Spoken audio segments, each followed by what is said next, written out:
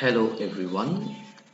Today I'm here with an interpretation of a poem from your textbook First Flight. This poem is entitled The Ball Poem and it is written by John Berryman. So, my dear students, before I introduce the poem to you, let me just share with you all a very thought-provoking quote which I have come across recently. So I quote, "This is one of the sad conditions of life that experience is not transmissible. No man will learn from the sufferings of another. He must suffer himself." Said by John O'Keefe. So, my dear students, pain, suffering, and loss. All these are an integral aspect of human life. No one in this world can literally escape from these harsh realities of our existence. Whatever be the magnitude of such a setback in our life, the acceptance of the same is not so easy. In fact, accepting such kind of a bitter reality of her life is indeed a tough challenge for all of us. However, we must also remember that the very essence and beauty of life lies in its different shades of diverse experiences, and such a miscellany of experiences adds to another meaning of our life. As such, every time we fail or lose and learn from the same experiences, we always grow wiser as a human being. Dear students, you will all find a similar reflection of these very ideas in the poem we are going to take up today. Alright? So let me tell you that the ball poem is a very subtle and beautiful poem about a little boy's growing up. Through this poem, the poet has described the reality of life, which everyone has to face one day.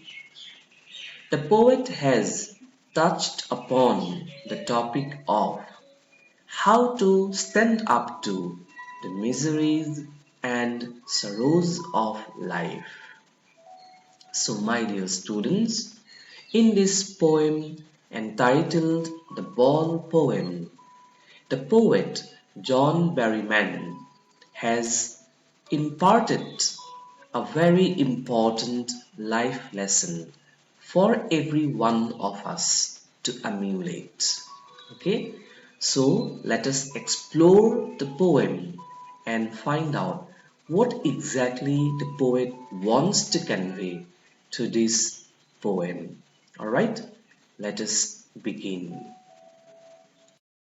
So, let us begin with a brief note on the poet who composed this poem, the Ball Poem. Alright, so John Berryman was an American poet and scholar.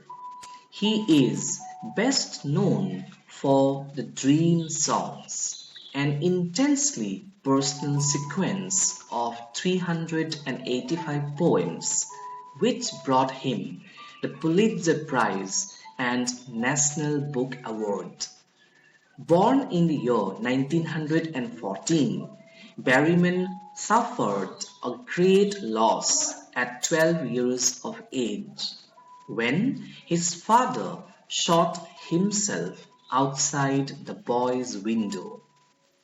This event haunted Berryman throughout his life and recurred as a subject in his poetry.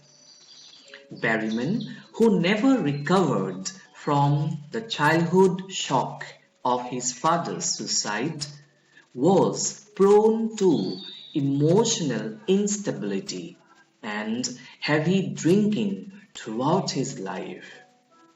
Tragically, on January 7, 1972, Berryman died by jumping off a bridge in Minneapolis. Berryman taught at a number of universities, including Harvard University, Princeton University, the University of Cincinnati, and the University of Minnesota, where he spent most of his career. John Berryman was elected a Fellow of the Academy of American Poets in 1966 and served as a chancellor from 1968 until his death. So, here is a reference to one of the statements made by John Berryman with regard to poetry. When asked to define the most important elements of poetry, John Berryman replied, imagination, love, intellect, and pain.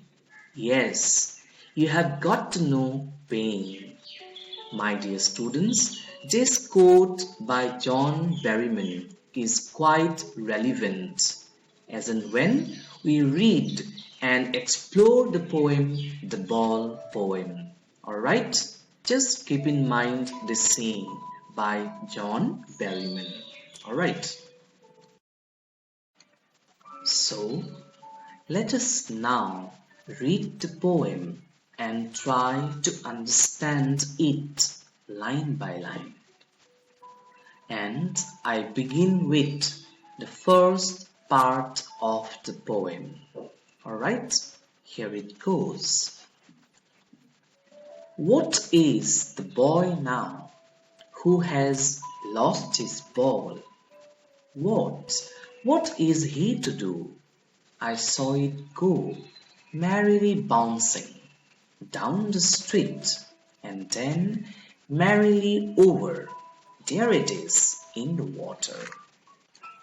So, the poem describes a little boy and his experience of loss.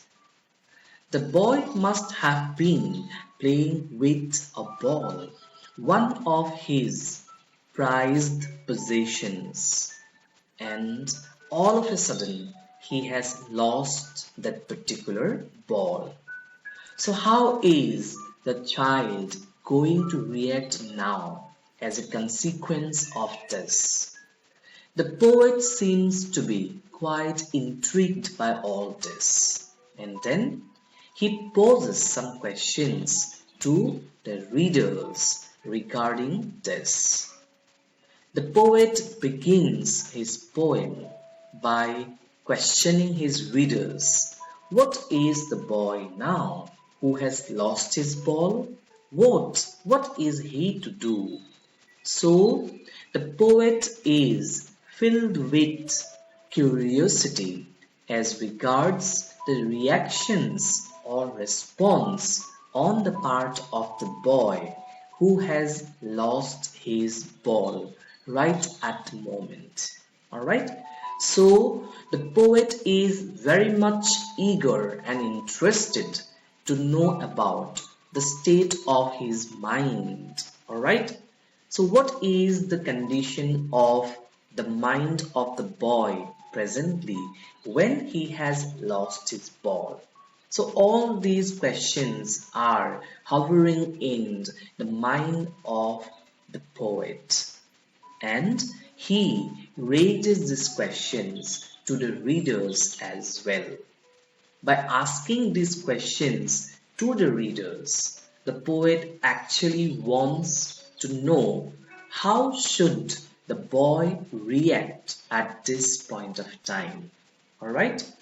Then the poet admits by saying, I saw it go merrily bouncing down the street, and then merrily over, there it is in the water. So the poet admits that he himself has seen the ball rolling away from the hands of the boy and then bouncing down the street and eventually falling into the water. So the poet acknowledges that he himself was a witness to this particular incident. Alright, now there is one question which might be hovering in your mind as well. Why is the poet so very much interested to know about the experience of loss felt by the boy? Why is he giving so much attention and interest to this particular phenomenon, right?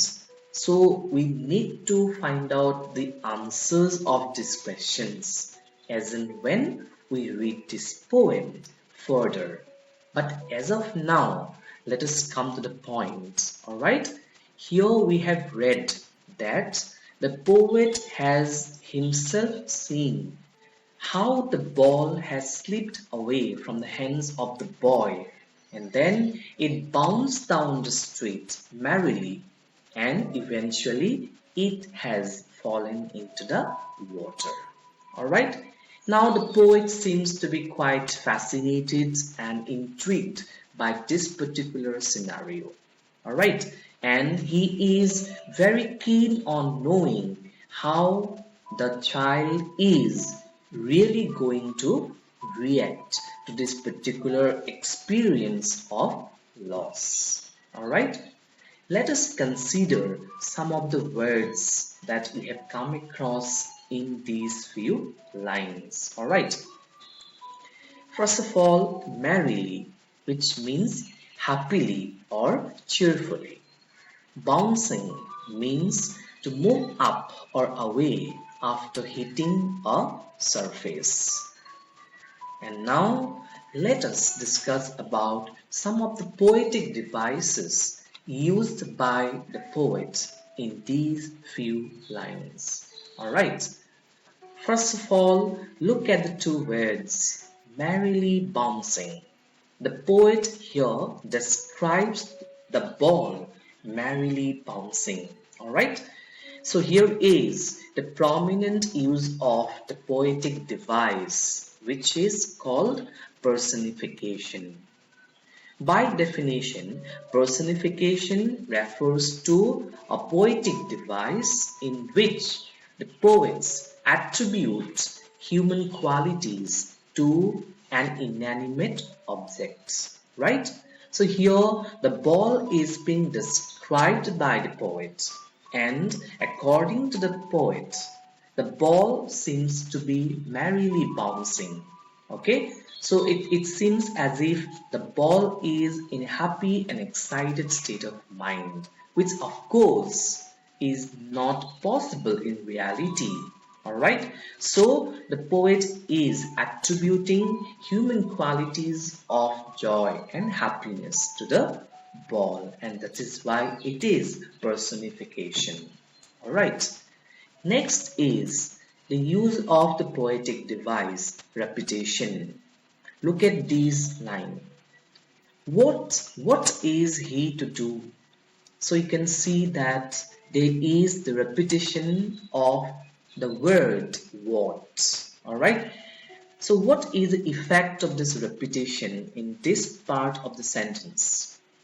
The poet has used repetition here to highlight the kind of curiosity that the experience of loss of the ball has has been triggered off in his mind. Alright, so the poet is really very much interested to know about the reactions or response on the part of the boy. So to heighten the effect of his curiosity, his eagerness, the poet repeats this word what. Alright, so it is repetition. Next of all, we have the prominent use of another poetic device, and that is a very common one, alliteration. Alright, so look at this part of the sentence. What is the boy now who has lost his ball? So you can see what, who. Alright, repetition of consonant sounds. Again, has, his. So it is alliteration. Alright. Next we have enjambment, which means continuation of a sentence without a pause beyond a line. Alright.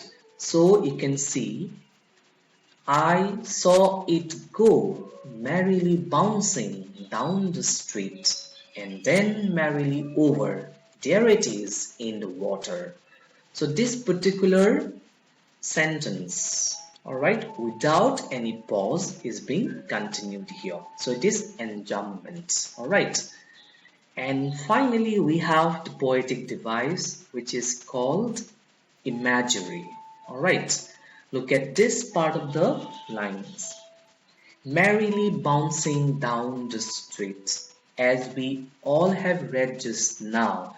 In these few lines, the poet is giving a vivid description of the ball when it rolled away from the hands of the boy and then it bounced down the street. So when the poet talks about merrily bouncing down the street, already we form a mental picture of the ball bouncing down the street in our minds. Alright, and so it is called imagery. By definition, imagery refers to a rhetorical device or a poetic device in which the poets try to create vivid images in the minds of the readers. Alright, so this is all about the poetic devices which are used by the poet in the first part of this poem. Alright, now just try to have a look at all the lines once again. Okay, let me reiterate. This simple poem is all about a little boy who has lost his ball. Alright, the poet seems to be an outsider. He is simply a spectator there. Even then, the poet is filled with a lot of interest and eagerness to know about how the child is going to react. Alright, so apparently it seems to be a very simple poem describing about a boy who has lost something valuable in his life. But then this poem has got a wealth of meaning. Alright, and we all will figure out exactly what is the poet's intention behind describing a very simple incident of loss of a ball, and that too by a small boy. Okay, now you see, apparently it seems that there is nothing extraordinary about the simple incident of loss of a ball. Alright, then why is the poet focusing so much on this particular aspect of loss encountered by the small boy? So this is a question which should hover in your mind as in when you read this part of the poem.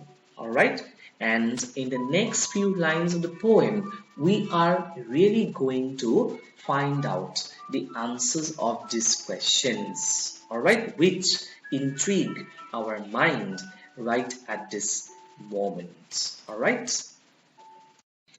So let us now try to read the poem further, alright. No use to say, oh, there are other balls. An ultimate shaking grief fixes the boy as he stands rigid, trembling, staring down all his young days into the harbor where his ball went. So, my dear students, I hope all of you do remember what happens in the poem so far. Alright? There is a little child who loses a ball, and the poet is very eager to know about that child's reaction to this particular incident of loss. So he says in these few lines that he ought to have gone near the child and offered him some consolation. Alright? That is why the poet says, no use to say, oh, there are other balls. Which means the poet felt like going up to the child and offering him some words of consolation by saying, you don't have to worry about this ball of yours because you will get plenty of them later on. Alright? So there will be substitutes of this particular ball. Why to worry so much about it? So, the poet could have simply gone up to the child and then said these words of consolation. However, he does not do so. Alright? He simply notices the child who plunges into grief. Alright? So the second line highlights about the child's emotional outburst. Alright? Let us read the line. An ultimate shaking grief fixes the boy. So this line means at the very experience of loss, when the child has confronted with the reality of that particular loss, he is almost grief stricken. The child is now consumed by a terrible sense of grief. That is why it is said by the poet, an ultimate shaking grief, which means an absolute sense of grief or sorrow fixes the boy. That means grips the boy at this moment. Alright, so we come to know about the reaction of the boy when he has lost his ball. Since the ball was a prized possession for the child, so he is initially not being able to endure that particular sense of loss. And he is overwhelmed with grief at this particular moment. Alright? As he stands rigid, trembling, now the child is simply standing rigid without moving his body, and he keeps on standing in this particular way for some time. Also, he is shivering all over. The very experience of loss and the confrontation with that reality almost overtakes the child, consumes the child so much that he is not even being able to control himself. So at this point of time, the grief felt by the boy is inconsolable. Alright? So he keeps standing there, rigid and shivering all over. There is only one action on the part of the boy. What does the boy do? He keeps staring down all his young days into the harbor where his ball went. So he simply keeps on staring at the way where his ball had vanished. Alright? So he fixes his attention only at that particular way, that is, the harbor or the water body into where his ball has fallen. Alright? So at this point of time, we have seen that the child is not being able to control his emotions. Alright? And he simply keeps on standing there for some time. He is shivering all over, and then the only thing that the child does is to keep on staring at the way his ball has gone missing. Alright? So we find that the child is consumed by an inconsolable sense of despair and grief. But let me tell you, my dear students, here is a very critical expression being used by the poet in these few lines. When the poet says, "The boy staring down all his young days into the harbor where his ball went," literally, of course, it means that the child is staring at the way his ball has vanished or disappeared, alright, into the water. But metaphorically, it means something quite different, alright? And it's a bit critical. I hope that all of you will try to understand my point, alright? So when the poet says, "The boy stares down all his young days," it means, see, the ball is a very favorite possession for the child. And we all associate the golden period of our childhood days with moments of happiness, thrill, excitement, merrymaking, and all that. And during this period of time, we all love to play around, alright? We all want to seek pleasure out of playing, and then we also seek for a good amount of time when we get the opportunity to play with our like-minded friends. Alright, so when the child says that he keeps staring down at the way his ball had gone, alright, it also means that he is now slowly encountering, he is slowly confronting another reality of his life. Now, what is that reality that the child is facing at this moment? The reality being that with the ball going away from his hands, alright, and then falling into the harbor or into the water body symbolizes all his golden days of childhood, his days of innocence are also being taken over by another experience on his part. So far, so long, until this moment when the child has lost his ball. He had really had a very pleasurable time playing with the ball.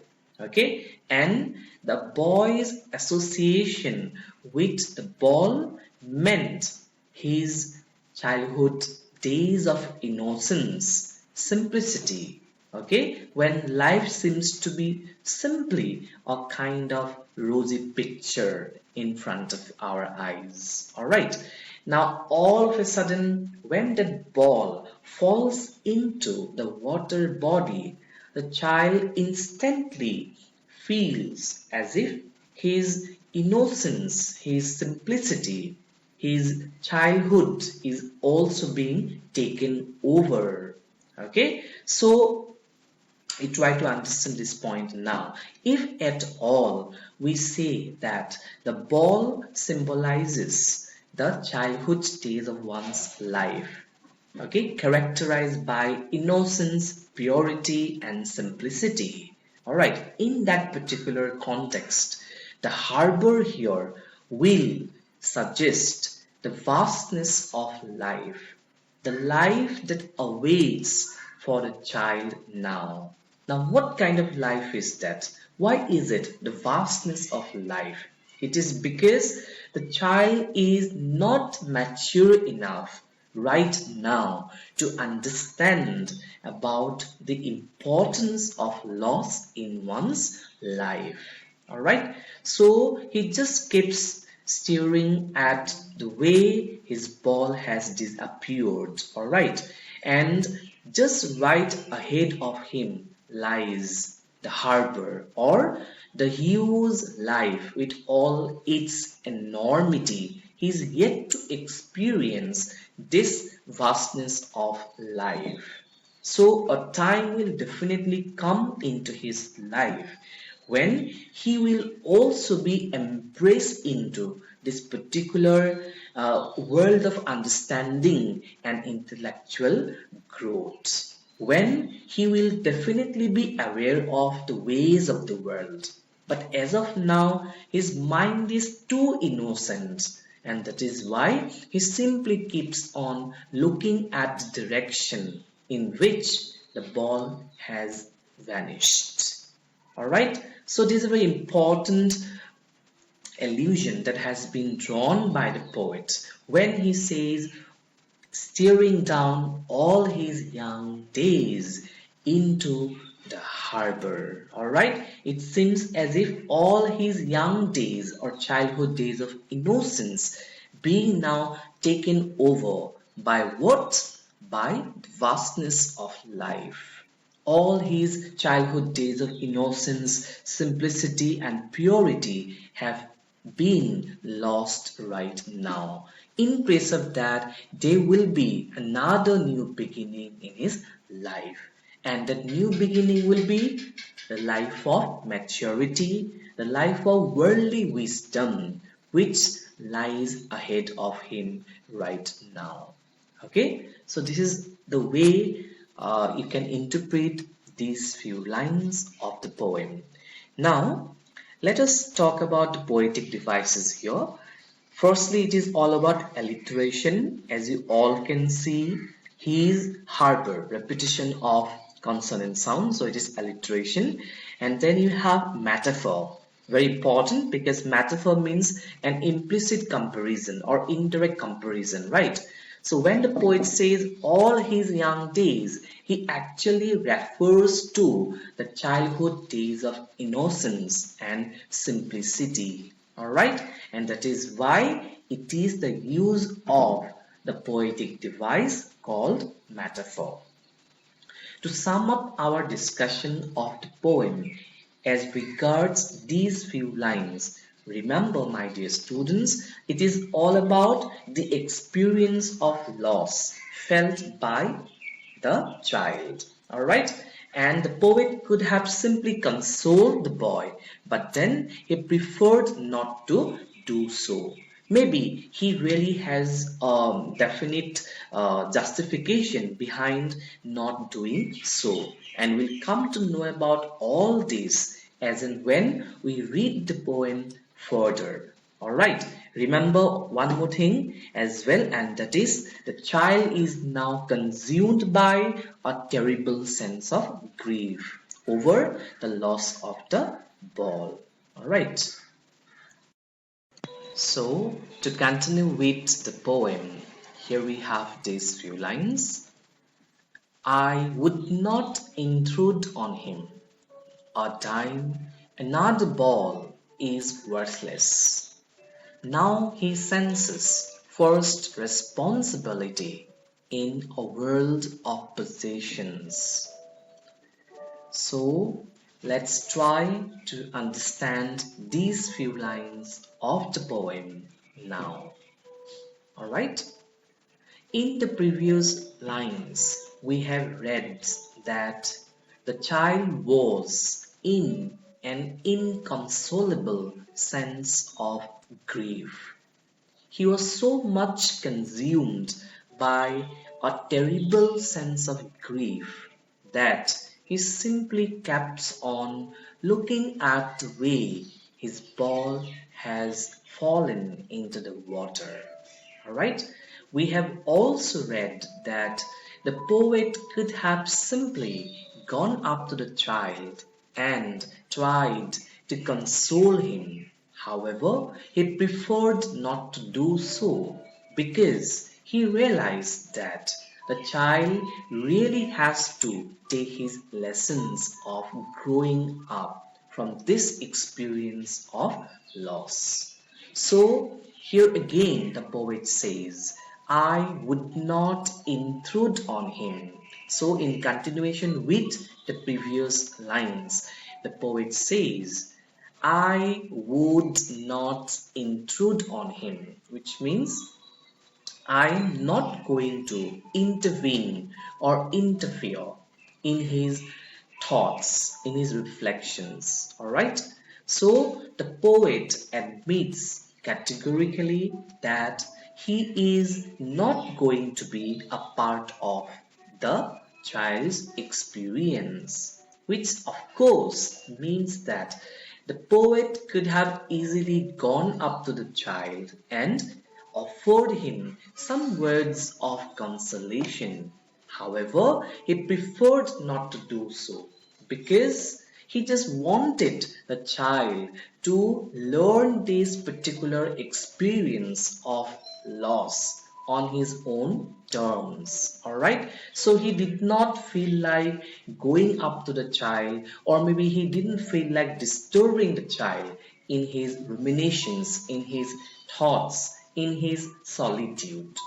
Now, what is the emotional state of the child's mind? He is sunk in grief. He is literally very much affected by his sense of loss. So the poet does not feel like going up to him and then intervene in his thoughts, in his ponderings on his experience of loss, because ultimately this is something that the child will have to adapt himself to. The child must learn that it is his own personal experience, and from this he has to grow as a wiser human being. So, in the making of the child, or rather in the transformation of the child from his days of innocence into his days of understanding, the poet simply wants that let the child learn and understand about the ways of the world on his own terms. Alright, so this is something that is a part of growing up. So let him take this lesson in his own way. I should not bother about it. Okay, then he goes on to say, a dime, another ball is worthless. He says a dime, which means a coin of 10 cents. A dime, of course, is worthless. Money, of course, is insignificant here. It is out of the question here. Alright. In fact, if we have money, of course, we can provide the child with some substitute, something like a replacement of that particular ball. However, the ball that the child has lost already is now lost forever, right? Even if he wishes for, he cannot get back that particular ball. All right, so at times we have to accept the harsh realities of our life. Even though we want to cling on to our past and we want to hold something very much dear to us forever, but then in essence, it is not literally possible. That is why the poet now says he senses first responsibility in our world of possessions. Of course, the world of possessions here refers to the world of wealth and material things. So, in this world of material possessions, the child must understand and know that whenever we own a particular thing, all right, it is our prime responsibility to take care of that particular stuff. All right, so the child should understand, he should sense his first share of responsibility that whenever a certain thing belongs to us, it is our sole responsibility to take care of that particular thing. So this is a part of important life lesson that the child is yet to learn. And now this experience of losing the ball has given the child a golden opportunity to imbibe this particular invaluable lesson. All right, because the child is no more going to be a child anymore. Rather, he will become a mature human being. Alright, as we have read previously also, when the ball has fallen into the water, it felt as if all his childhood days are also being taken away from the child. Okay, now in place of his childhood innocence, simplicity, and purity, there will be another new beginning marked by understanding of the ways of the world, all right, characterized by deep sense of maturity, okay, experience and worldly wisdom, all right, and the child is really going to learn all these things from his experience of losing the ball. And that is why the poet says, now let him be not a part of this particular learning lessons on the part of the boy. So he should not intervene, he should not come in the way of the child's thoughts, his ponderings, his solitude, and his absorbing the lessons of life. Let him take it, let him just understand it on his own. Okay, so that is what we understand from these few lines of the poem. All right. So, to continue with the poem, all right. Here the poet says, people will take balls. Balls will be lost always, little boy, and no one buys a ball back. Money is external. What the poet means to convey from these few lines is that the poet here wants to infuse some amount of enlightenment and understanding into the mind of the child who has lost his ball. Alright? According to the poet, the things that belong to us do not remain with us forever. Alright? So if we take the example of the ball that the child has lost, of course, there may come a situation in his life when people will take away his balls, as the ball cannot remain with him forever in his life, and balls will be lost always in one way or the other. So, the overall meaning of these few lines is that in this world of possessions, nothing remains with us permanently. Alright, so you have to understand, you have to learn from this experience of loss. No doubt, the boy is now really plunged into grief. However, the poet says it's no point clinging on to that particular beloved possession of yours, because a moment will come in your life, a time will definitely arrive in your life when you will understand that at some point of time in your life, all these material possessions are really immaterial or insignificant. Alright? And no one buys a ball back, which means there will be nobody by your side to buy you a ball. In fact, whatever has been lost right now is a kind of permanent loss for you. Alright, so even though you may wish for getting that ball back into your life, but then it's no point grieving over it so much, because things that are lost by us cannot be retrieved in a real sense of the term. Alright, so money is external, you see.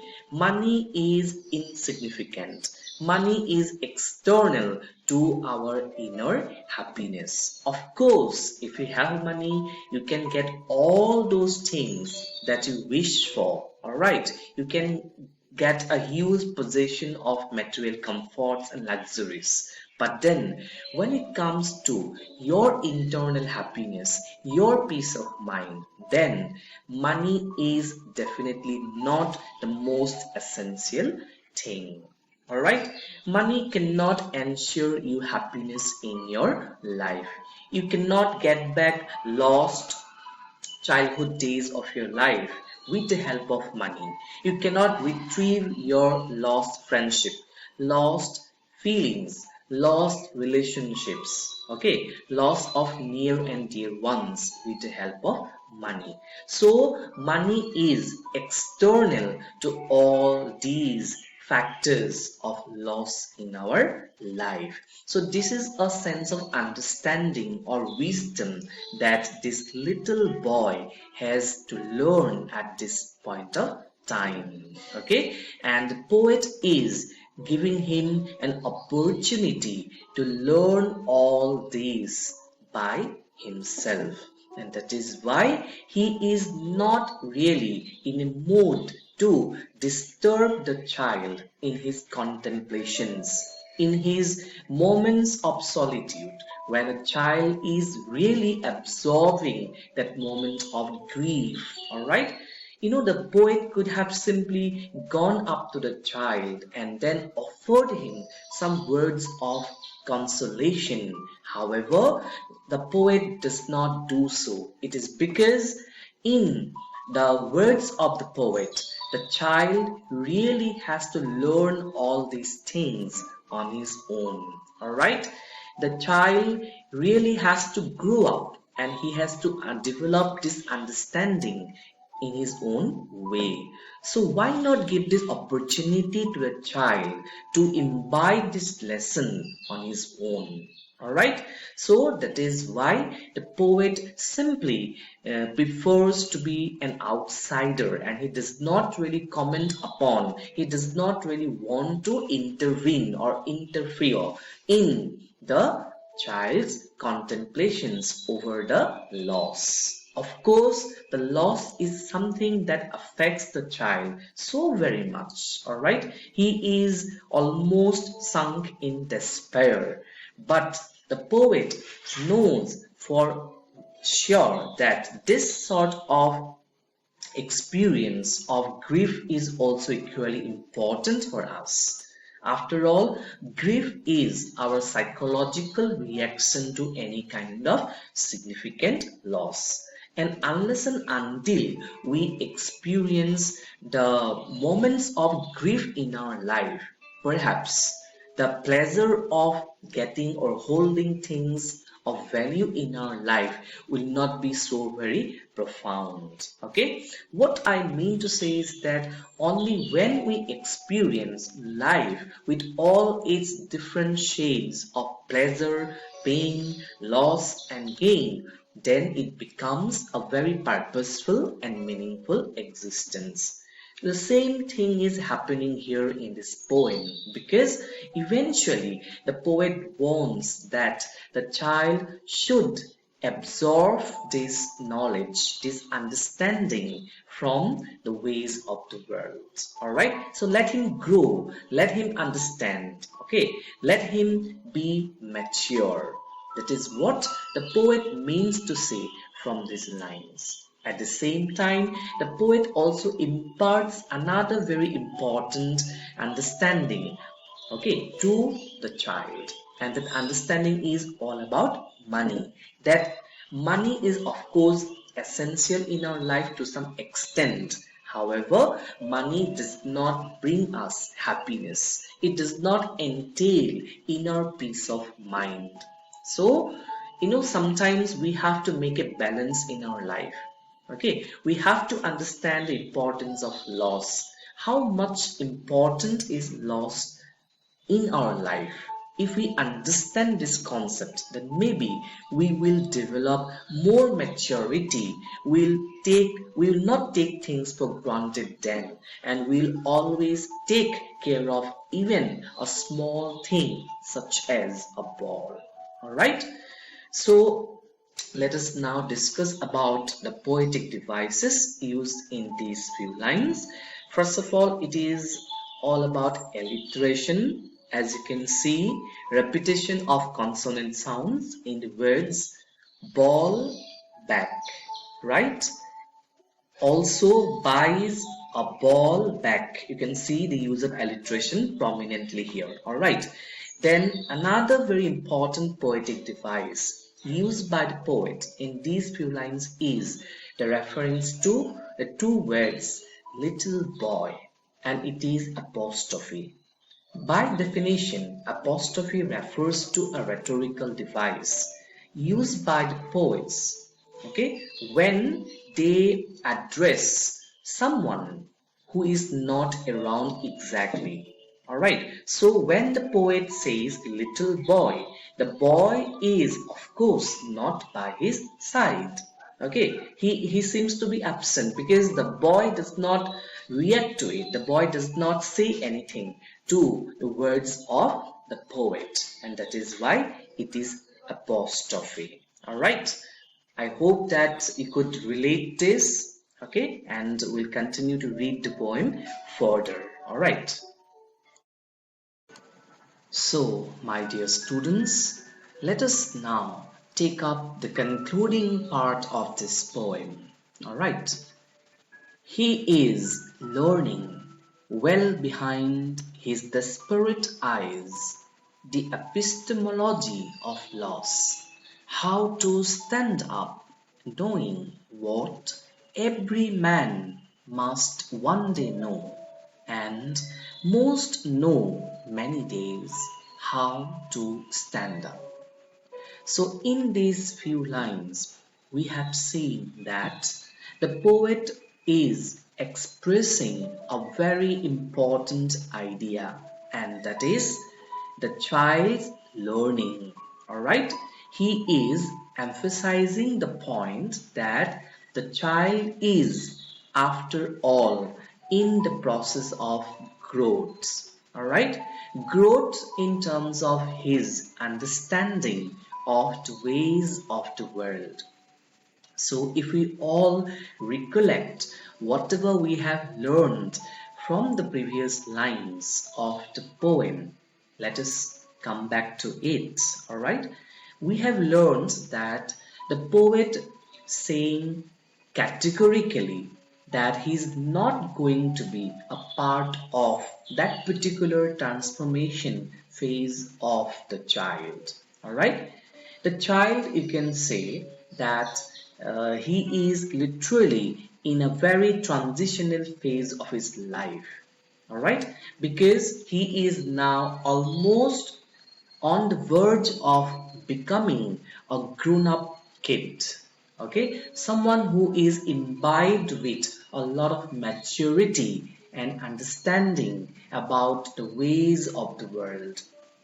And so, no doubt, apparently, the child seems to be too much affected and overwhelmed by this deep sense of loss and grief. However, let it go like this, because the child will eventually come up with a better understanding of this world. He will in fact grow himself to be a wiser person at the same time.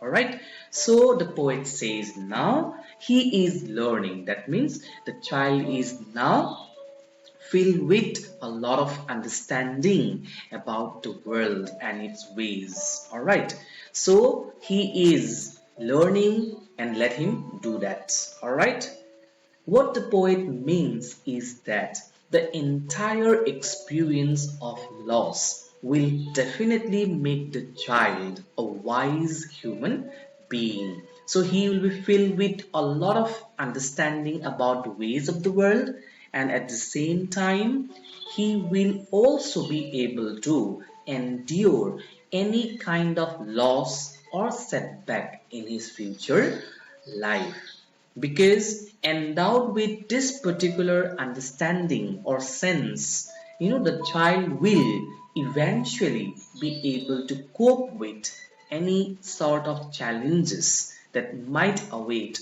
in his future life.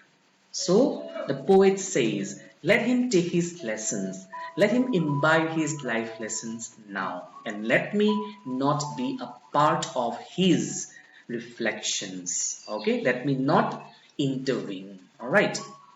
So, well behind his desperate eyes, which means that no doubt the boys apparently seem to be quite desperate. He is helpless. He sees no way out. He's so much being affected and overwhelmed. But then, well behind those desperate eyes of the child, at least he is learning. So there are two contrasting ideas over here. One, the child's physical and emotional sense of well-being. All right, the child's condition right now, his physical condition, the way he stands up rigid, right, the way he is shivering all over. All right, and then his emotional turmoil, his emotional coming to terms with the reality of loss. All right, his emotional outburst. So all these things are to be taken into consideration, and when you analyze these two contrasting images of the child, okay, with all his desperation, with all his emotional turmoil, his outburst, and at the backdrop of that particular desperation, we do have another thing, and that is his enlightenment, his learning, his growing up. All right. So, what exactly is the child learning? He is learning the epistemology of loss, which means the child is learning. He is learning about the understanding of the very nature of loss. He is understanding that at least in this world of ours, there will always be inevitable losses and defeats or even failures. Okay, so all such hardships, setbacks, disappointments, and defeats will always be there. They are a part and parcel of human existence in this world. So the child is now, endowed with all this understanding at this moment. Okay, so the poet says he is learning well behind his desperate eyes the epistemology of loss. Okay, how to stand up. He is also learning at the same time how to stand up to any kind of challenges. All right, How to stand up means how to bear, how to endure, how to overcome, how to cope with any such kind of loss in one's life. Alright, knowing what every man must one day know. He is now knowing what every human being in this world must one day know. That means it is essential, it is vital for every single individual in this world to be imbibed with this particular knowledge or enlightenment. Okay, about what? Learning about the importance of loss. All right, so knowing what every man must one day know, and most know many days. So this means most of the people have already been gifted with this particular understanding of the ways of the world. All right, you see, for the child, his experience of loss is a novel thing. He is simply experiencing loss maybe for the first time in his life. All right, but for many of the people in this world, we have already come across such situations of loss. Alright, whatever it is, for most of the people in this world, loss, defeat, or failures are already very commonplace things. Alright, and we all have faced in one way or the other such kind of situations in our life. But for this particular child, it is a new experience for him. Alright, so he has experienced the loss of the ball, and that loss strikes him so very much because maybe he has experienced such kind of a loss for the first time in his life. After all, he is a little child. But then, from this entire experience of loss, he will definitely emerge as a kind of wiser human being, right? He will definitely come out as a better human being, endowed with all this sense of responsibility, and also being endowed with the requisite amount of strength and endurance that will enable him to stand up to such kind of loss, okay, in his future life. So what most of the people have already been through, now the child is going through that experience now, and that is why, let him take some time, let him absorb, let him internalize with the whole situation and its experience. So even though the child is literally sunk in despair, but then well behind this desperation, well behind this grief of the child, there is always a gain advantage. All right, and that advantage, that benefit, that boon, that bliss is that the child is emerging as a wiser human being. He is proving himself to be a mature child now. Okay, and this is the benefit of the child he is drawing from this particular enlightening experience of losing the ball. So the simple incident of the loss of the ball will definitely, impart understanding into the mind of the child that in our everyday life situations, loss is always an integral part. Loss will always be there after all, and we all human beings eventually need to understand that it is only a perfect balance of loss and gain, success and defeat, pleasure and pain, which renders meaning and a definite purpose to our existence. Alright, so this experience has finally emerged to be a kind of enlightening, a kind of enriching experience for the child. Why enriching? Because he is being enriched with this worldly wisdom. Wisdom about what? Wisdom about knowing that loss is inevitable and we all have to cope with loss. at any point of time in our life, because life is all about going on or moving on irrespective of all such setbacks which we confront from time to time. All right, so this is what the poet means to convey from this particular lines of the poem. Alright, now looking at the poetic devices used by the poet in these concluding lines, let us have a look at it now. You see, alliteration. Alright, man must. Use of alliteration is evident because of the repetition of the consonant sound. Then you have another poetic device here, and that is transferred epithet. Okay, look at this expression. Desperate eyes. The eyes of the child seem to be desperate, but actually, in reality, the person, that is the child, is desperate. He is desperate because he is helpless, right? Even though he wishes to get back all his beloved possessions or even his golden period of childhood days, he cannot literally retrieve all that. So there is desperation, there is a sense of despair or hopelessness, and there is grief also that has consumed the child at this point of time. Alright, so eyes cannot be desperate. It is the human being, alright, that is the child who is being desperate, and that is why it is transferred epithet. Alright, so the use of the transferred epithet in these few lines of the poem is quite evident.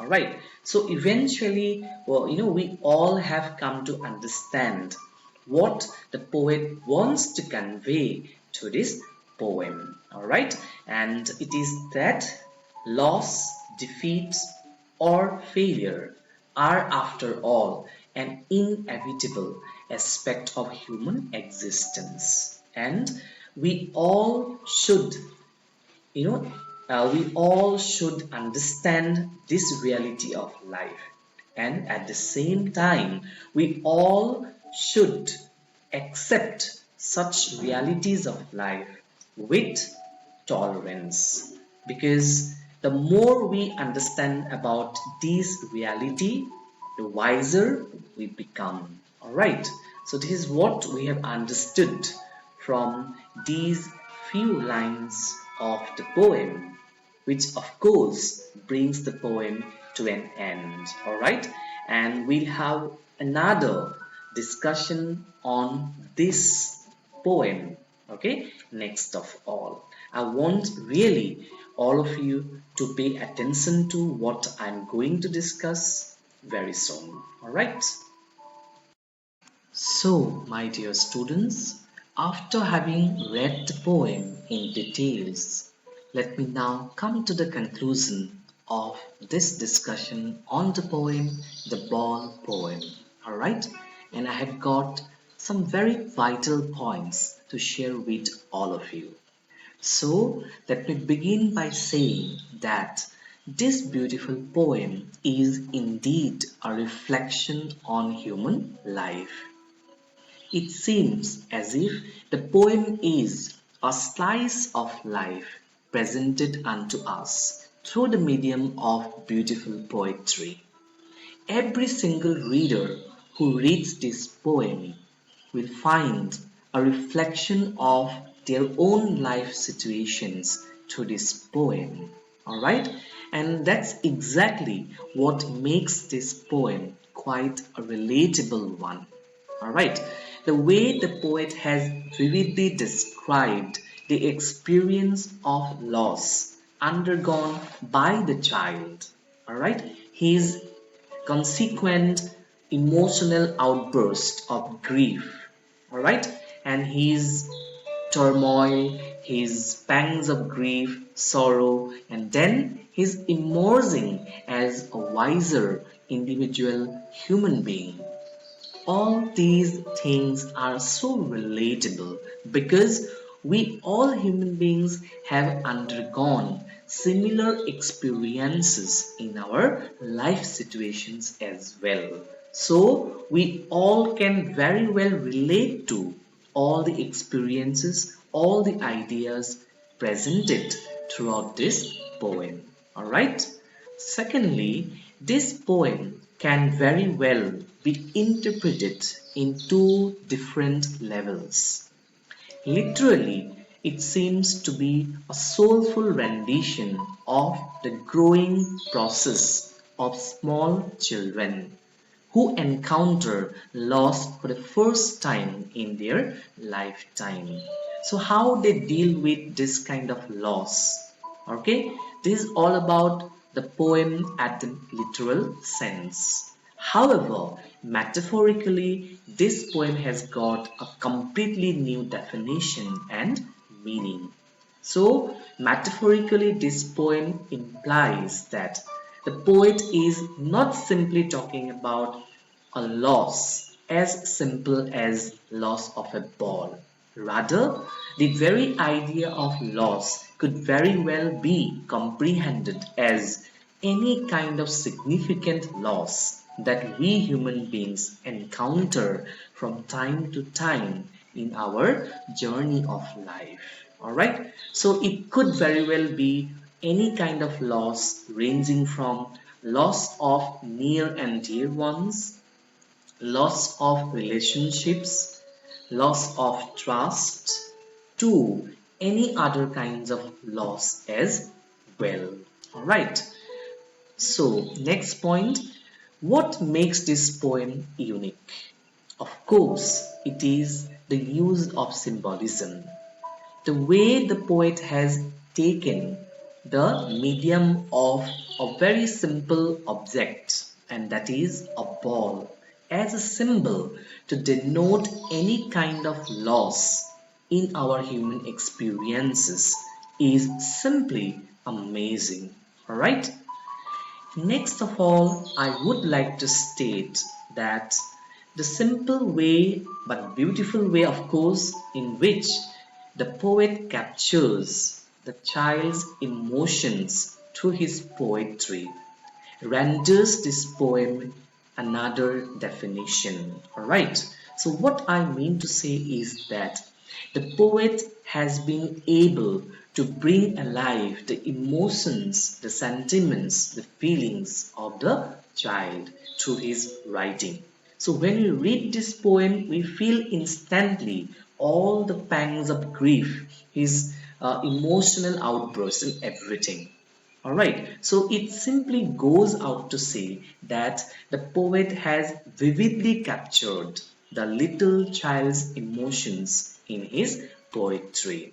Maybe we can come to the conclusion from this particular aspect of the poem that the poet is definitely writing from his own personal experience.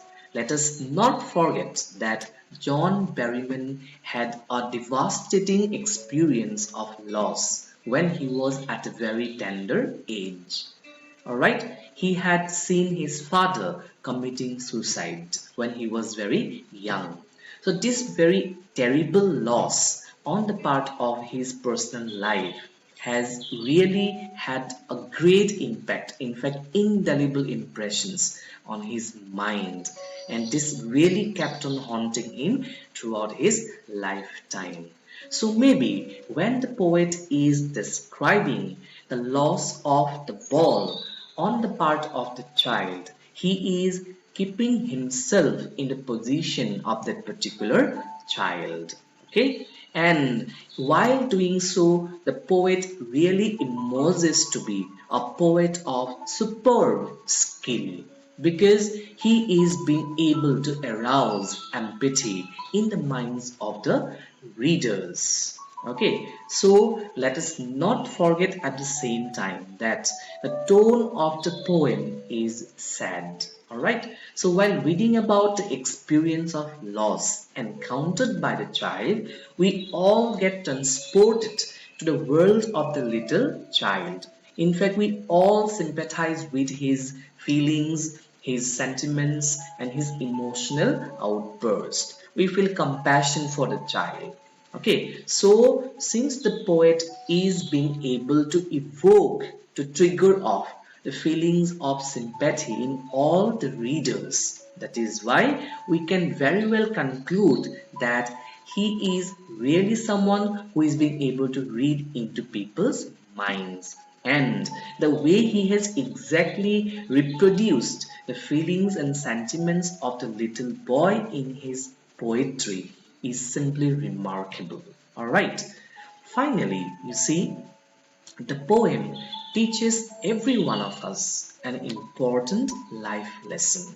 Alright, and that important life lesson is that losing can be part of a very happy and fulfilling life. So this is indeed a gem of truths, in fact. Alright, so we all have learned how this poem beautifully spreads its message across all the readers that loss and gain, success and defeat, all these are after all inevitable.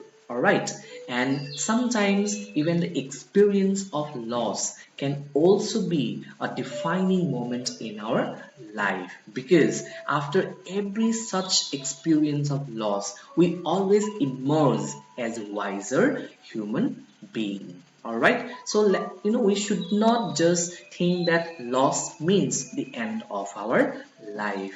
So we should all try to take some lessons from our experiences of loss. And now, at the very end of our discussion, let me talk about the theme of this poem. Alright? My dear students, this poem is revolved around the idea that life is precious for all of us. We should cherish every moment of our life. Life can be lived purposefully only when we stand up to the challenges it throws at us. So, we all can live a very meaningful and purposeful life only when we do have the endurance, the requisite strength of mind to face up to any kind of challenges or setbacks which life throws at us. So, this is all about the theme of this beautiful poem that is entitled The Ball Poem. Alright?